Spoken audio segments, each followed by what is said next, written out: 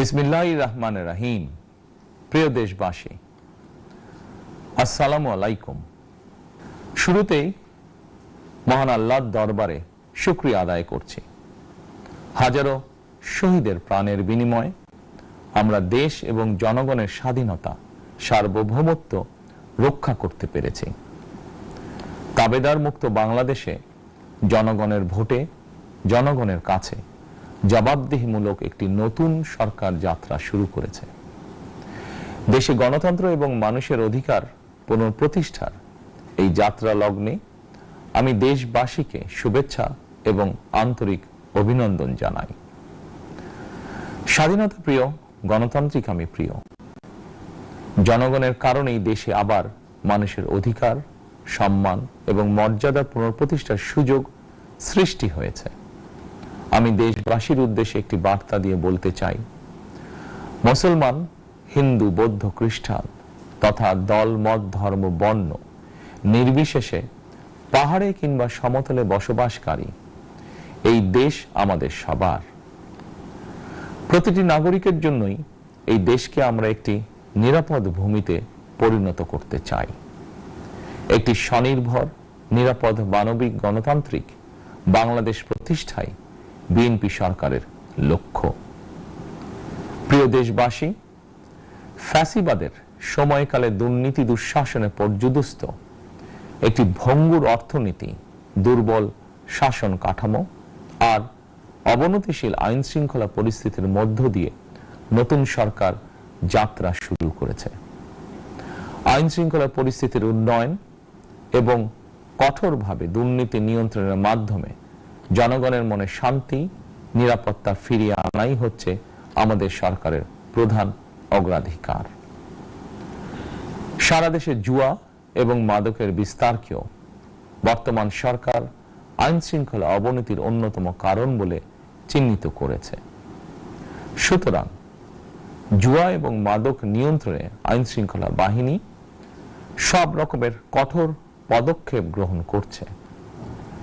জনজীবনে শান্তি ও নিরাপত্তা নিশ্চিত করতে সরকার সর্বোচ্চ উদ্যোগ গ্রহণ করছে। দেশের প্রতিটি সাংবিধানিক এবং সরকারি, বেসরকারি প্রতিষ্ঠান চলবে বিধিবদ্ধ নীতি নিয়মে। দলীয় কিংবা রাজনৈতিক প্রভাব, প্রতিপত্তি অথবা জোর জবরদস্তি নয়। আইনের শাসনই হবে রাষ্ট্র পরিচালনার শেষ কথা। প্রিয় দেশবাসী, আগামীকাল থেকে সারা দেশে শুরু হতে যাচ্ছে পবিত্র মাহে রমাদান। আমি দেশবাসীকে পবিত্র মাহে রমাদানের শুভেচ্ছা জানাই। রমাদান আত্মশুদ্ধির মাস। আমরা যদি আত্মশুদ্ধি শব্দটির মর্মার্থ উপলব্ধি করি, তাহলে এই মাসে মানুষের ভোগান্তি বাড়ার কথা নয়। যদিও আমাদের অনেকের মধ্যেই এই মাসটিকে ঘিরে ব্যবসায় অধিক মুনাফা লাভের প্রবণতা লক্ষণীয়। আপনাদের প্রতি আমার বিনীত আহ্বান, রমাদানের পবিত্রতা রক্ষার্থে এই মাসটিকে আপনারা ব্যবসা মুনাফা লাভের মাস হিসাবে পরিগণিত করবেন না। দ্রব্যমূল্য যাতে সাধারণ মানুষের নাগালের বাইরে না যায়, এ ব্যাপারে ব্যবসায়ীরা দয়া করে সতর্ক থাকবেন। হাজারো প্রাণের বিনিময়ে একটি মাফিয়া সিন্ডিকেটের পতন ঘটিয়ে রাষ্ট্র এবং সরকারের জনগণের অধিকার প্রতিষ্ঠার অঙ্গীকার নিয়েই আমরা রাষ্ট্র পরিচালনার দায়িত্ব গ্রহণ করেছি। বিএনপি সরকার সকল ক্ষেত্রেই অনাচার, অনিয়মের সকল সিন্ডিকেট ভেঙে দিতে বদ্ধপরিকর ইনশাআল্লাহ। ক্ষুদ্র, মাঝারি কিংবা ছোট বড় সকল ব্যবসায়ীদের প্রতি বর্তমান সরকারের দৃষ্টিভঙ্গি সহজ এবং স্পষ্ট। বর্তমান সরকার ব্যবসায়ী এবং ক্রেতা সাধারণ উভয় স্বার্থ রক্ষা করে প্রয়োজনীয় পদক্ষেপ গ্রহণ করতে চায়। সুতরাং সরকারের পক্ষ থেকে কি ধরনের উদ্যোগ গ্রহণ করলে বাজার পরিস্থিতি নিয়ন্ত্রণে থাকবে কিংবা ক্রেতা বিক্রেতা উভয়েরই স্বার্থ রক্ষা হবে, এ ব্যাপারে আপনাদের যে কোনো ধরনের পরামর্শ কিংবা অভিযোগ শুনতে সরকার প্রস্তুত। ক্রেতা বিক্রেতা গ্রহীতা, এই সরকার সকলেরই সরকার। এই সরকার আপনাদেরই সরকার। আপনারাই ভোটের মাধ্যমে এই সরকারকে রাষ্ট্র পরিচালনার দায়িত্ব দিয়েছেন। আপনারাই এই সরকারের শক্তি। প্রিয় দেশবাসী, পবিত্র রমাদান মাসে রোজাদারগণ বিশেষ করে ইফতার, তারাবি, সেহরি এই সময়গুলোতে নিরবিচ্ছিন্নভাবে গ্যাস, পানি ও বিদ্যুৎ সরবরাহ পেতে চান। এই বিষয়টি নিশ্চিত করতে এরই মধ্যে আমি সংশ্লিষ্ট কর্তৃপক্ষকে নির্দেশনা দিয়েছি।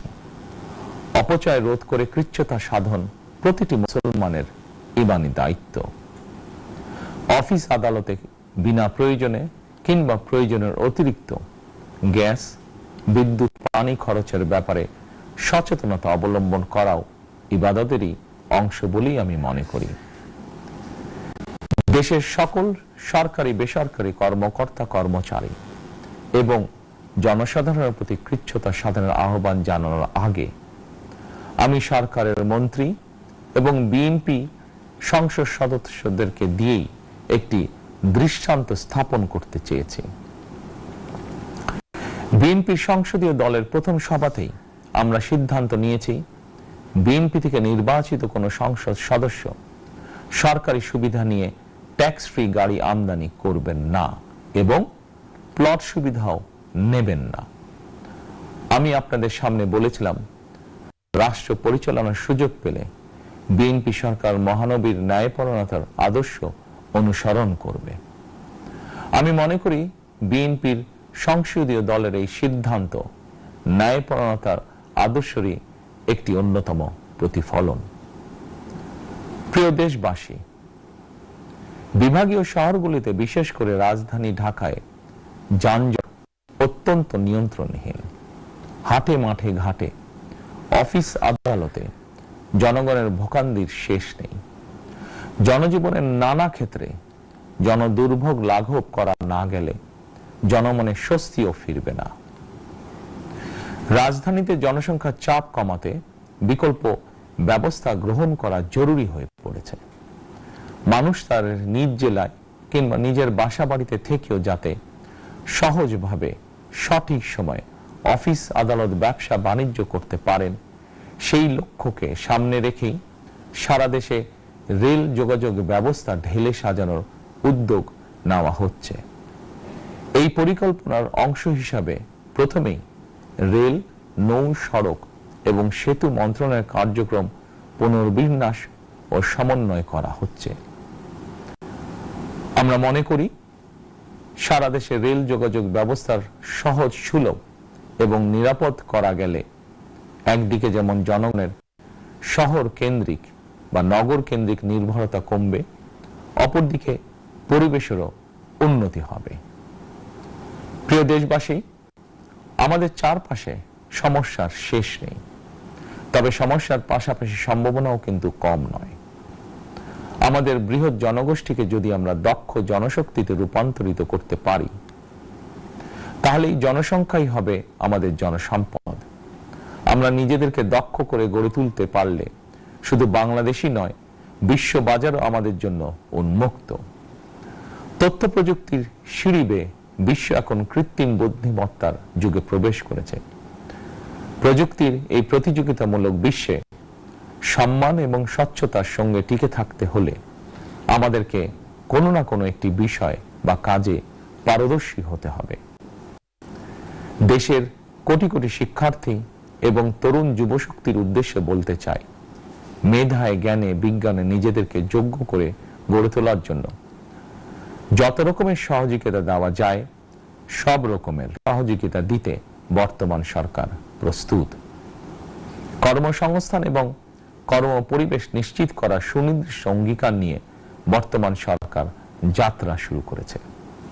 প্রিয় দেশবাসী, দীর্ঘ 18 বছর পর দেশে ফিরে গত বছর 25শে ডিসেম্বর আমি বলেছিলাম, দেশ এবং জনগণের জন্য আই হ্যাভ এ প্ল্যান। 12ই ফেব্রুয়ারি জাতীয় নির্বাচনের আগে দেশের বিভিন্ন স্থানে ঘুরে আমার প্ল্যান পরিকল্পনার অনেক কিছু আমি আপনাদের সামনে তুলে ধরেছিলাম। আপনারা স্বাধীনতার ঘোষকের প্রতিষ্ঠিত দল বিএনপিকে ভোট দিয়ে রাষ্ট্র পরিচালনার দায়িত্ব দিয়েছেন, সকল পরিকল্পনা বাস্তবায়নের সুযোগ দিয়েছেন। এখন এই সুযোগকে কাজে লাগিয়ে সকল অঙ্গীকার পূরণ করার দায়িত্ব বিএনপি সরকারের। আমরা আমাদের পরিকল্পনা এবং প্রতিশ্রুতি বাস্তবায়নের কাজ শুরু করে দিয়েছি ইনশাআল্লাহ। অঙ্গীকার পূরণের এই যাত্রা পথে আমরা ভবিষ্যতের দিনগুলোতেও আপনাদের অব্যাহত সমর্থন প্রত্যাশা করি। প্রিয় দেশবাসী, সরকার প্রধান হিসাবে আমি দেশবাসীর উদ্দেশ্যে একটি বিষয়ে প্রতি দৃষ্টি আকর্ষণ করে বলতে চাই। নবগঠিত সরকার গঠনের সুযোগ দিতে যারা বিএনপিকে ভোট দিয়েছেন কিংবা দেননি অথবা কাউকেই ভোট দেননি, এই সরকারের প্রতি আপনাদের সবার সমান অধিকার। বিএনপি সরকার বিশ্বাস করে দল মত ধর্ম দর্শন যার যার, রাষ্ট্র সবার। এই দেশে এই রাষ্ট্রে একজন বাংলাদেশী হিসাবে আপনার আমার আমাদের প্রতিটি বাংলাদেশী নাগরিকের অধিকার সমান। প্রিয় দেশবাসী, আল্লাহ আমাদের সবাইকে নিরাপদ এবং সুস্থ রাখুন। আল্লাহ আমাদের সকলকে ইতিবাচক পরিকল্পনাগুলো বাস্তবায়নের তৌফিক দিন। পবিত্র রমাদান মাস শুরুর শুভ লগ্নে আল্লাহর দরবারে এই নিবেদন রেখে আমার বক্তব্য শেষ করছি। আল্লাহ।